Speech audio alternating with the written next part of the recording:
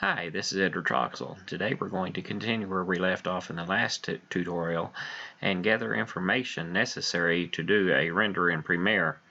We've got a lot of code to look at today and some issues to work around, so let's get started.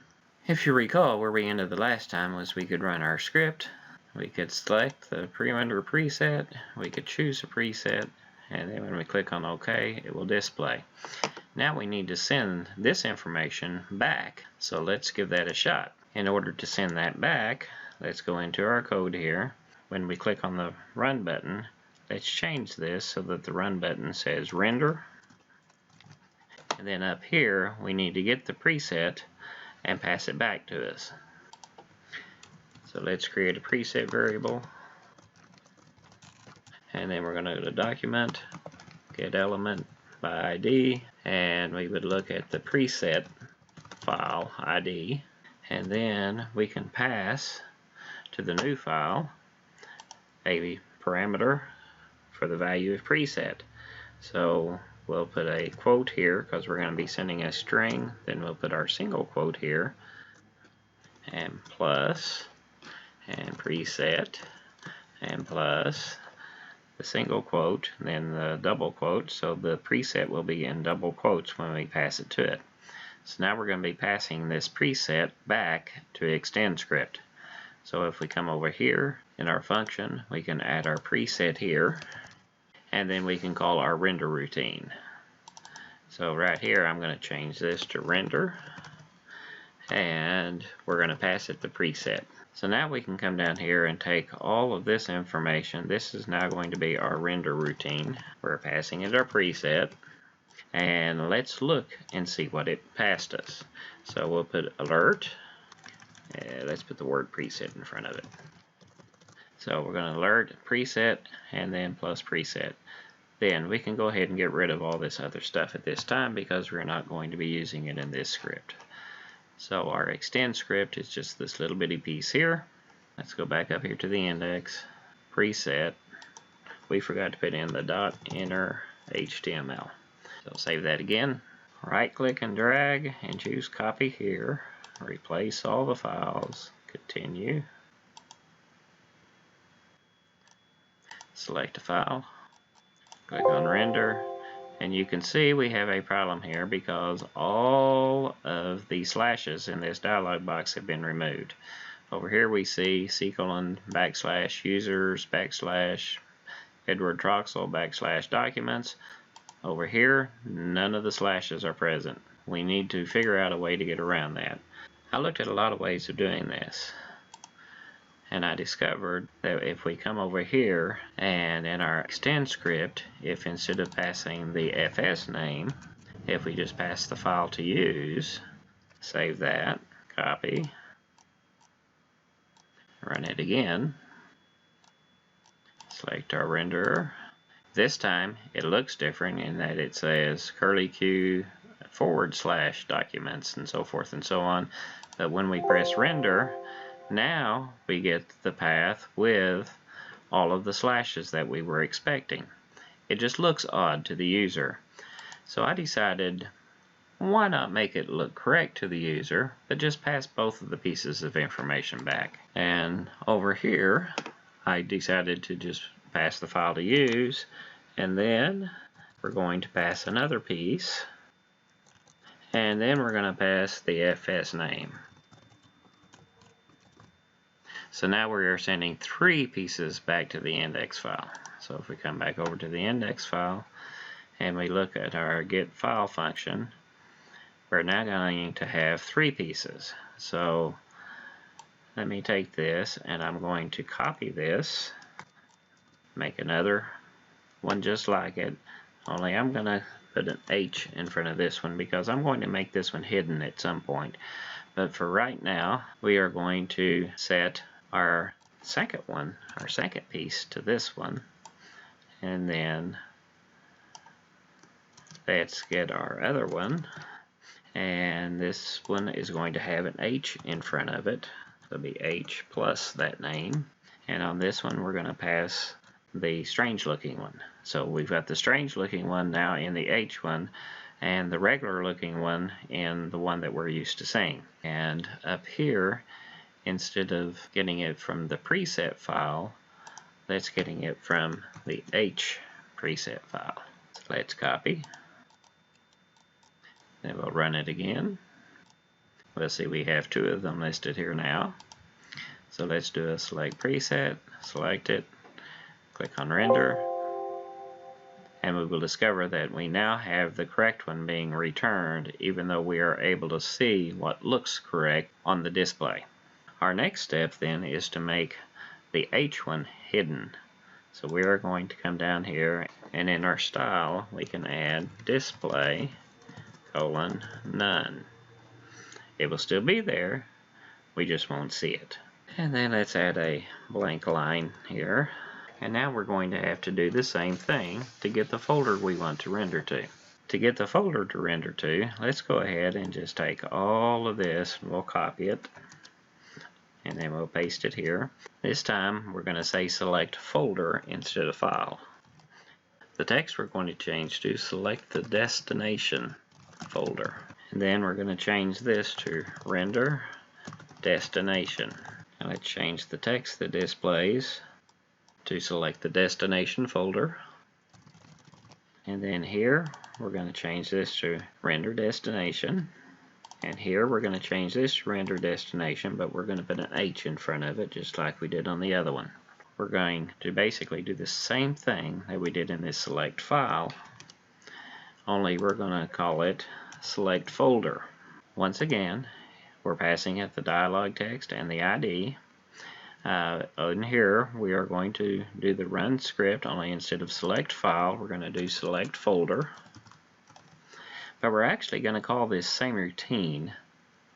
So let's change the name of this to get file folder so that we know that it does both.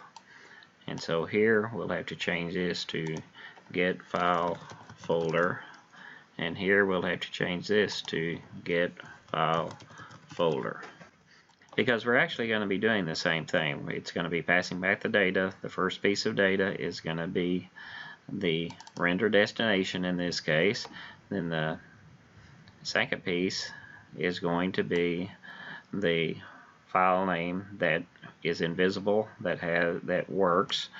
And then the third piece is going to be the file name that looks correct, which is going to be in the visible one. So the same routine will work in both cases. Then up here we're going to also have to pass the out folder.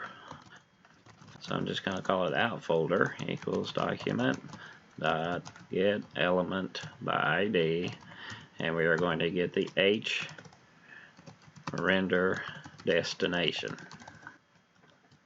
So now if we come back over here, we are going to not only have the preset, we're going to have the out folder. And then down here, we're going to be passing the out folder. And then down here, we're going to be getting the out folder. And we'll add another alert here to see what we are sending back. Out folder plus out folder. So we're going to put a comma here. Then we're going to have select folder. It's going to be a function. Once again, we're passing the dialog text, the my ID. Then we're going to create a variable. Our output path is going to be folder dot select dialog, folder dot select dialog, and the dialog text. Then we are going to return that text. So return my ID plus in the bar and plus, and we're going to return the output path, which is the good path that will be returned, plus the bar plus, and then the path that we can read, output path .fs name. And our capitalization is very important. This must be a lowercase s here. We need to add the out folder to being passed to the new file routine here. So after the quote, we're going to be just like we did down here. So it's going to be plus, single quote, double quote, comma, space, quote, single quote, then we're going to add out folder dot inner HTML plus single quote, quote. To make this a little easier to read and the line a little shorter, let's put a return here, and we just put this on the second line. So now let's do a save all, copy everything again just to test it out. We'll run the extension, click the preset, and we click set the destination folder. Now we can select any folder on the hard drive here. So let's just go to, we'll just pick right here, and we'll see that that has now been changed. And then we'll click on render, and here we can see this was passed back as the preset, and we can see this was passed back as the output folder. So far so good. The next thing we need to get is an output file name. So we can do this with just a regular text input. So let's come down here, we'll add another blank line, and then we want a text input. So let's start by making a label.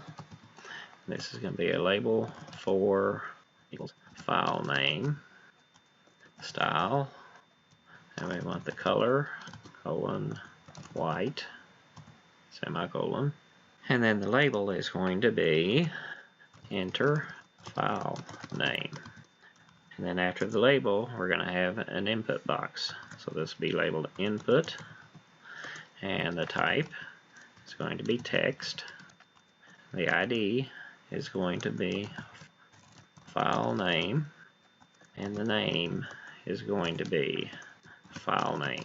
And then after that input box, let's add a couple of breaks.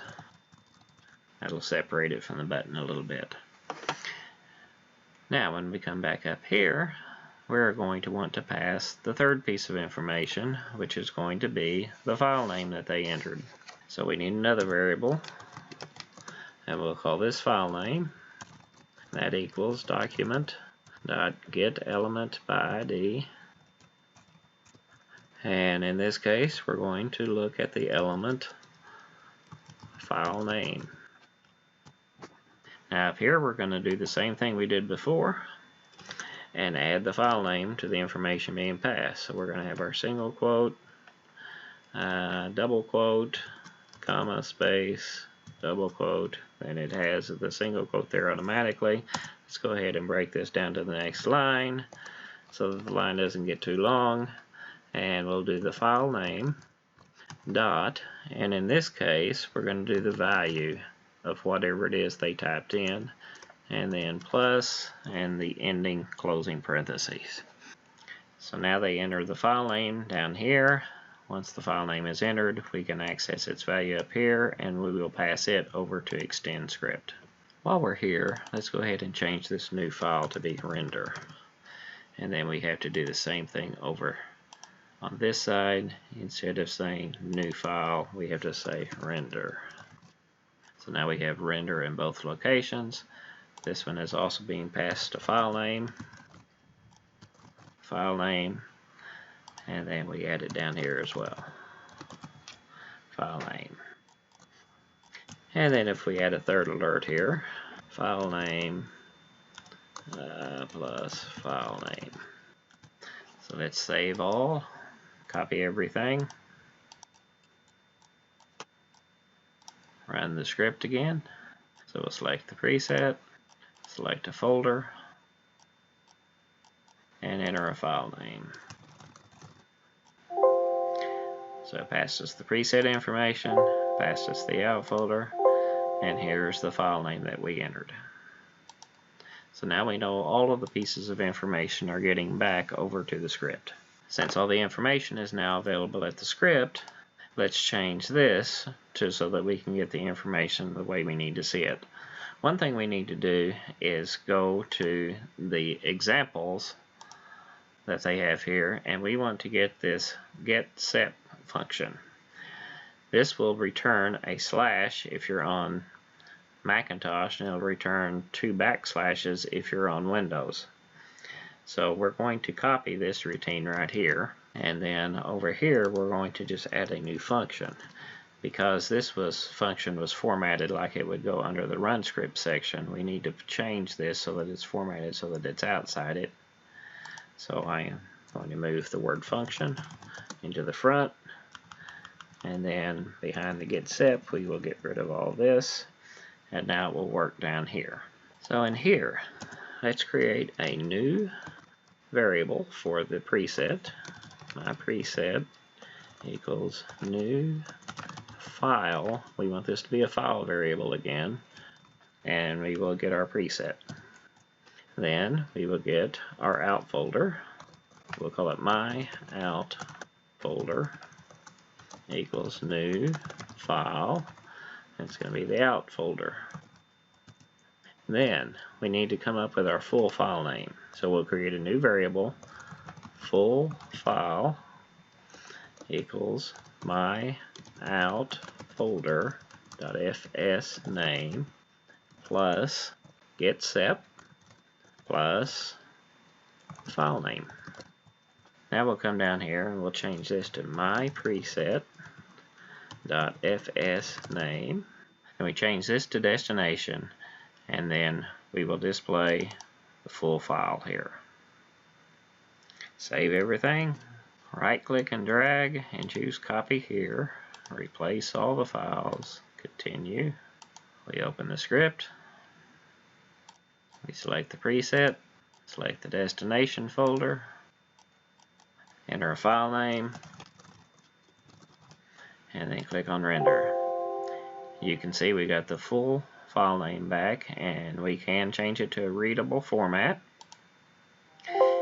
And then here is where we want to render the file to. Notice it is in a readable format, and it's C:, the folder that we picked, and then the file name that we entered. Later we will add the extension for the file name based on the preset that was chosen. As you can see, there were several issues we needed to work around in order to get the file names that we needed to use.